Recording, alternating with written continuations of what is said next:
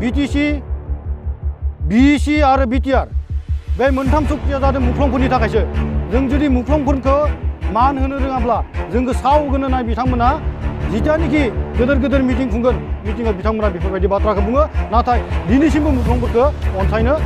रोंनायखौ जों नुनो मोनाखै बेनिखायनो जों बुंदों थाबैनो जोंनि बड'लेण्ड आन्दलनाव जायफोरा मुख्लं जालांबाय बिथांमोननि 5 लाख रांखौ थाबैनो होनो थाखाय बिथांमोना राहा लानांगौ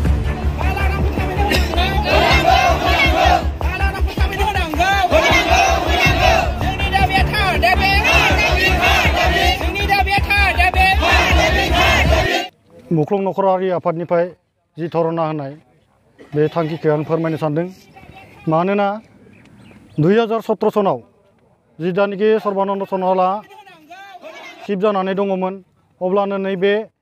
बड'लेण्ड मुख्लं जानाय जाय नखर बिथांमोननो 5 लाख अनसुंथाइ होननानै फोसावनाय लेखा जों दिनैसिम नेनानैबो जोंनि जि मोननांगौ मोन्थाय बे मोन्थायखौ मोनैनि थाखाय जों नै दिनै बे जोंनि जिल्ला बेंगिरि बिनि दरखं मोखाङाव जोङो गासै मुख्लंफोरा ज' जानानै धरना होनो गोनां बाध्य जादों जोंहा बाक्सा आरो तामुलपुर लोगो नांनानै 935 जन नखरा मुख्लं दा नैबे 5 लाख अनसुंथाइखौ मोननो थाखाय नेनानै दङ नाथाय बाक्सा हिसाबै 1035 जनमोन नाथाय बिनिनो आगोलाव एसे मोनलांबाय दा नै थाबावनाय जायफोरा बड'लेण्ड आन्दलनाव मुख्लं जालांबाय बिथांमोना 5 लाख मोनगोननि थाखाय आसायावनो नै दिनै 935 नखरा दाबो मोननायनि लामायाव फैयाखै बिनि थाखायनो जों दिनै बे लामाखौ लानो गोनां बाध्य जादों दिनै नोंथांमोना मा दाबि लानानै सोमावसारदों जोंनि दिनैनि दाबिया जाबाय माने 5 लाख अनसुंथाइखौ थाबैनो होनांगौ आरो नखराव साफायै साख्रि होगोन होननानै फोसावनाय लेखा बे साख्रिखौ मोननांगौ होननानै जों दिनै बे मोननै डिमान्डखौ होनाय जादों जों बेखौनो बुंनांगोन जि जितियानोखि गभर्नमेन्टआ सुक्ति जायो अब्ला बिथांमोना बुङो माने इलेक्शननि केम्पास खालामनायाव बिथांमोना बुङो माने बिटिसि बिसि आरो बिटिआर बे मोनथाम सुक्तिया जादों मुख्लंफोरनि थाखायसो जों जुदि मुख्लंफोरखौ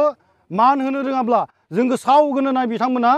जितियानोखि गेदेर मिटिं खुंगोन मिटिंआव बिथांमोना बेफोरबायदि बाथ्राखौ बुङो नाथाय दिनैसिमबो मुख्लंफोरखौ अनसायनो रोंनायखौ जों नुनो मोनाखै बेनिखायनो जों बुंदों थाबैनो जोंनि बड'लेण्ड आन्दलनाव जायफोरा मुख्लं जालांबाय बिथांमोननि 5 लाख रांखौ थाबैनो होनो थाखाय बिथांमोना राहा लानांगौ माने জাগি আছে কিন্তু আমি